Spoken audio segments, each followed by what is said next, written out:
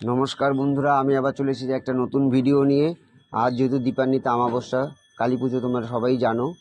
আর আমি প্রতি বছরের ন্যায় এবছরও আমি মহিলা মঙ্গল চেতনা একটা পুজো কমিটি এরা পুজো করে, মহিলাদের দ্বারাই পরিচালিত।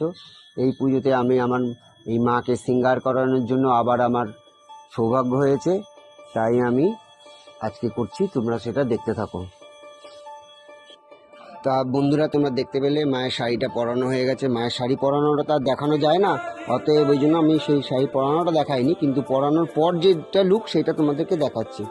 আর হচ্ছে শাখা পলাগুলো, এগুলো আমি আগে থেকেই পুড়িয়ে রেখেছিলাম মায়ের হাতে। তারপরে আরও গয়না আছে, আমি দেখো আস্তে আস্তে পরাচ্ছি, তোমরা দেখতে থাকো।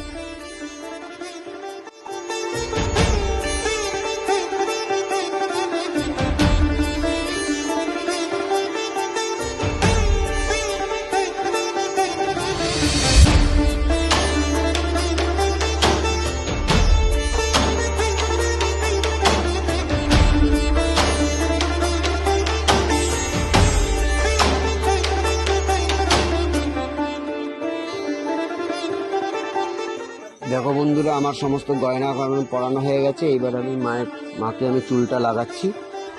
চুলটা লাগানোর পরে আবার তোমাদেরকে লুকটা দেখাবো কীরকম লাগছে, তোমরা তাহলে দেখতে থাকো।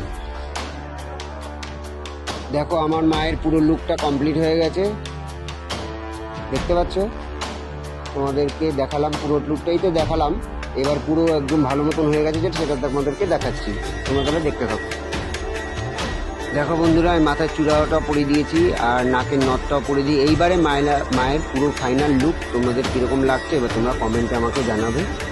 আর পারলে একবার অন্তত কমেন্ট শেয়ার করে দিও, সাবস্ক্রাইব করে দিও।